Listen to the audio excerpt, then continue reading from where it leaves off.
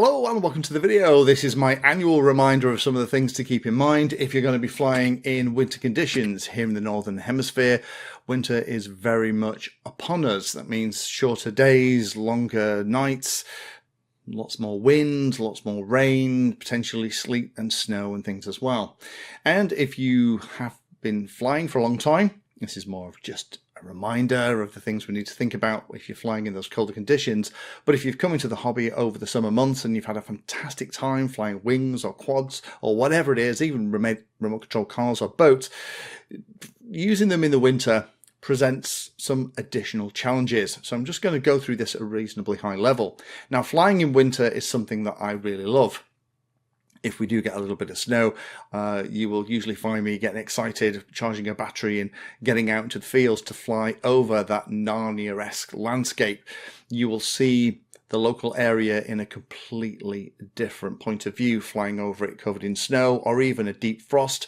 Seeing the valleys full of things like mist is quite magical. So I would absolutely recommend don't put everything away for summer. If you get a chance, fly, but just keep the following stuff in mind. First thing to talk about are the temperatures. Obviously the temperatures, if it's wintertime, are going to be colder. Pretty obvious. However, they will affect not only you as a pilot, but also the models that you use as well. The kind of plastics and things that we have on multi-rotors, the foams that wings and planes are made of, are less elastic when they are colder and they become a lot more brittle. So that means that a crash that your model might have been shrugging off all of summer will actually snap or break something in wintertime. So be more thorough with your post-crash checks, but also with your pre-flight checks, making sure that everything is okay. Things like cameras and lenses, particularly if they are cold, will fog up.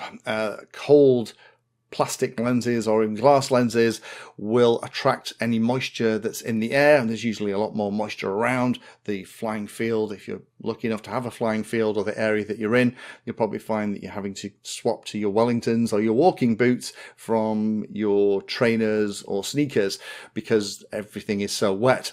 And that will condense out onto the lenses of the model. Even if it's flying around, I've had it where the lenses on the FPV camera have started out great. As I've flown around in slightly misty conditions, the mist has condensed out on the camera.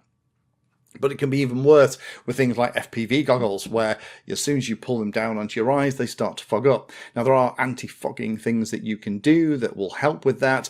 But in my experience, the best thing is I take a coat. I have a coat with my logo on it that's a couple of sizes too big, and everything gets stuck inside the coat until I use it, particularly the goggles, because that then means that when I put them on my face, the lenses are warm and they don't fog up.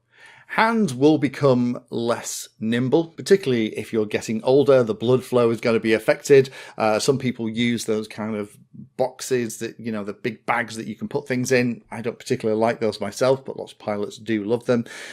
So be prepared to keep your hands nice and warm in between flights. I have a couple of friends who really like those hand warmer packs, you know, the ones that are like a liquid. You snap a little metal disc in the middle and they then generate heat. Those are really handy to keep in your pockets, and you can just stick your hands in your pockets in between flights when you're not flying.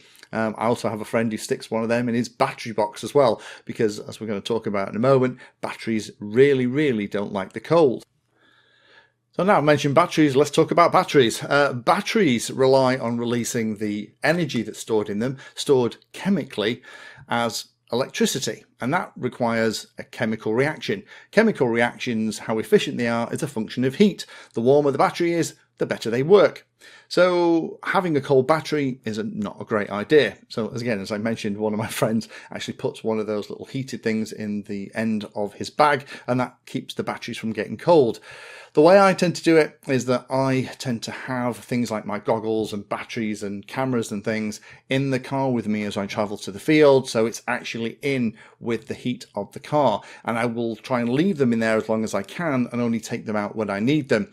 If you have to take it out to the field, just think about how you can keep your batteries a little bit warmer, because when they're warmer, they will work better. In winter conditions, I would say estimate you're only going to get about 80% of the performance that you did in summer until the batteries are nice and warm. So if you get a 10-minute flight in summer, reset your timer or reset the telemetry stuff so that after 8 minutes you get your warning and you should be all right. Next thing to talk about then is moisture. There's a lot more wet stuff around in winter than there is in summer.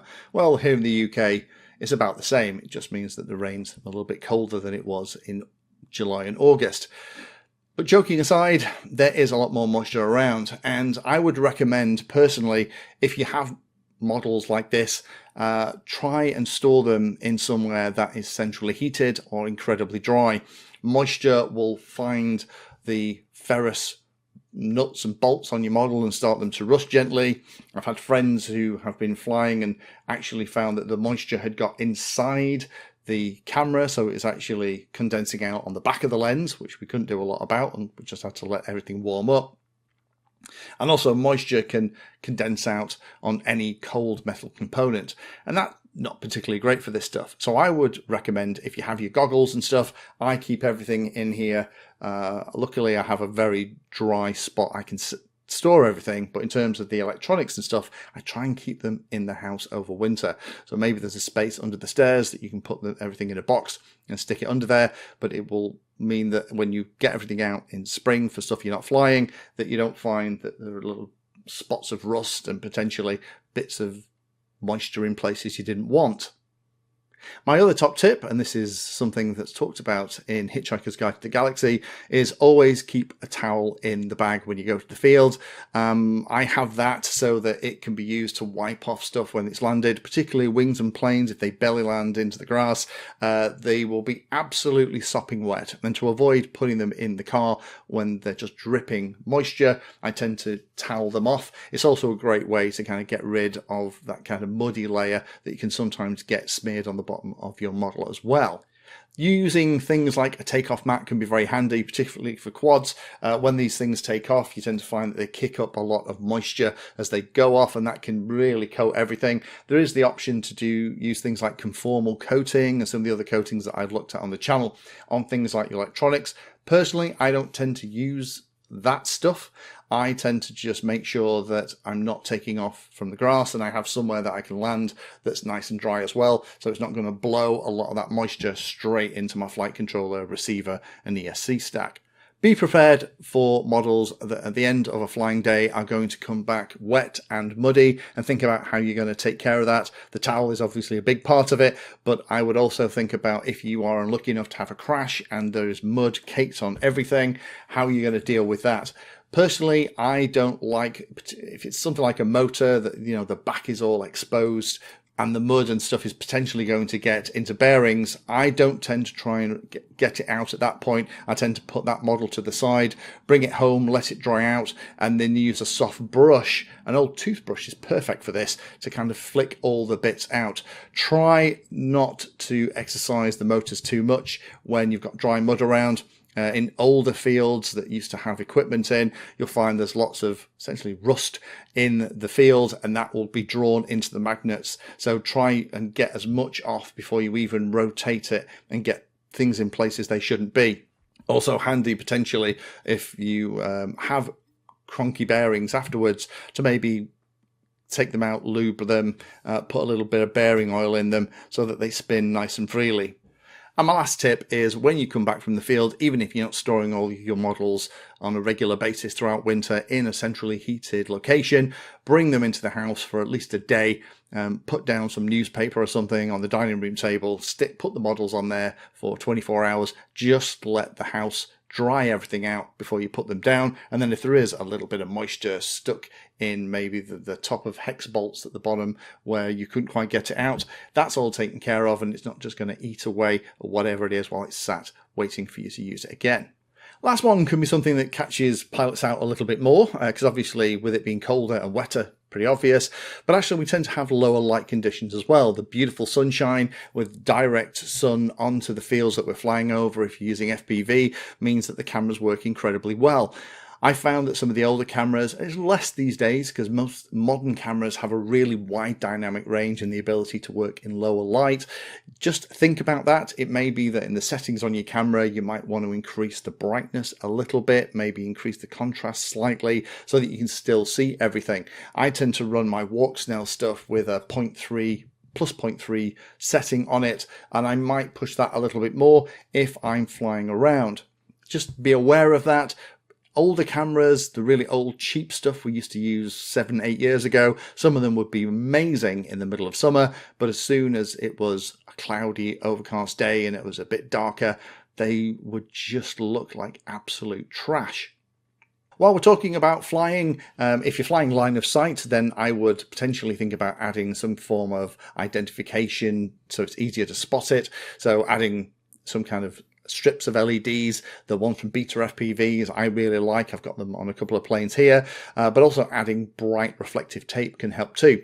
I've had issues in the past where I'm flying light grey models against a light grey background and it almost blends in. It's like the Predator's effect where it just kind of camouflages and you have to kind of roll around until you get that flash from the tape to kind of reacquire exactly where it is. Just be aware of that and fly a model that suits the conditions. So if it's a really white sky, maybe, you know, it's threatening to snow, fly a black foam model or a black quad.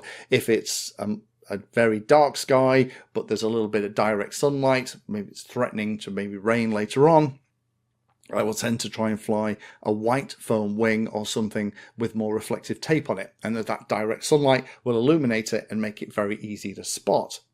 I would also thinking about adding a lost model alarm, beeper and lights to it too. I tend to add them pretty regularly to this stuff because when this stuff comes down in the area that you're flying in, the grass is usually an awful lot longer than it was. You know, they haven't been out cutting it. So these kind of things just tend to disappear, particularly if it lands somewhere and you didn't quite see where it came down. Having a beeper is going to get you very close. Having things like a pulsing light for the lost model alarm, or those LEDs like on that B25 we looked at recently, those meteor LEDs are fantastic. You put those on and in lower light conditions you're going to be able to see it from a couple of 100 meters away. Also, don't forget about the RSSI trick. I've done videos on that recently. That is one of those things, and I'll put a link down to that video now. If you haven't reminded yourself of how to find a lost model, go and watch that now before you need it this winter. But having things like a beeper on it, when you get really close, using the lost model alarm stuff and the RSSI trick, once you're really close, you can just sound the buzzer and you'll find it. And lots of flight controllers these days, if it detects a crash, will kind of have the thing beeping away anyway. Last big tip is, I personally was, if you're going to be flying in winter, I would recommend that you add a GPS onto your model. Betaflight, ArduPilot and iNav all support GPSs. This for £20-30 is going to be worth its weight in gold. Almost literally, if you lose it. Having the GPS telemetry back to your radio, having the GPS information on the on-screen display for speed, height, distance, direction to home can save your bacon if you get in a situation where maybe the lens fogs up or you're flying in an unfamiliar area and it looks very different in winter. You have the option to just fly back to where you came from, either using a return to home feature if it's iNav or ArduPilot, or something like the GPS Rescue if you have Betaflight. I have lots of friends who now add GPS to models that they can't afford to lose because they've lost one. Learn from our mistakes and pop a GPS on now before you fly next time. Last one, and it's a pretty obvious one this time, is that the weather conditions are going to be worse. We've already talked about the fact it's going to be colder. We've already talked about the fact it's potentially going to be wetter. This one, really, I want to talk about the fact it's also going to be windier too. Now, in the summer, I personally like wind speeds in the single figures. So if it's over single figures, then there's only a handful of planes and quads that I tend to like to fly, the ones that are a little bit more powerful. When it's windier, you do need models that have a little bit more power, because you'll find that when you're flying down the field with the wind behind it, it'll whiz away and it'll go really quickly. And then when you come back, you've kind of got to strain all the way back up the field.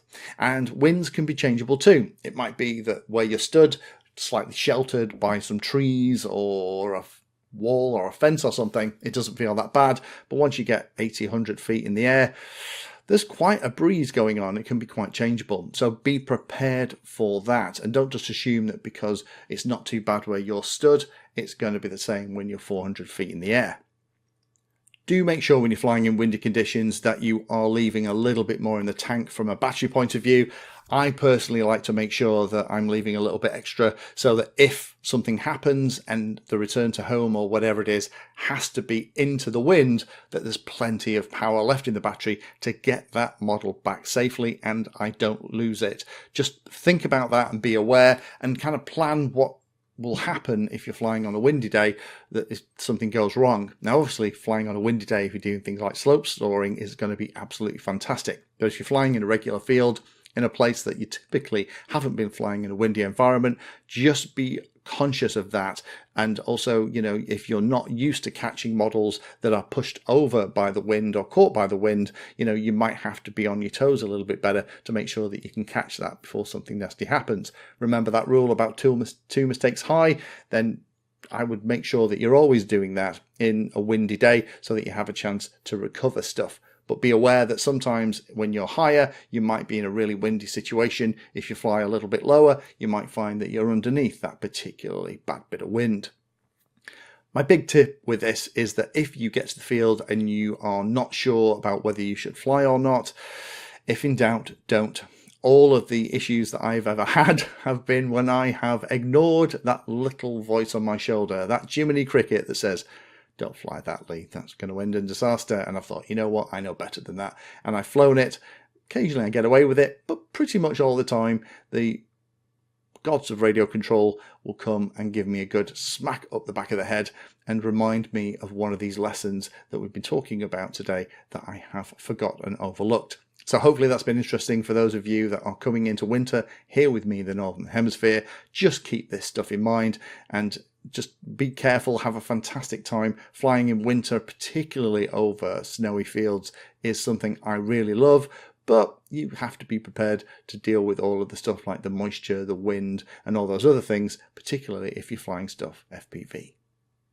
Thank you for watching my video. Check out the playlist, and adding Pedantry 60 to your search terms will help you find my content. If you haven't done so already, please hit the like and subscribe button. It helps a lot. You can support the time I spend here answering questions and helping others by using the links in the video description.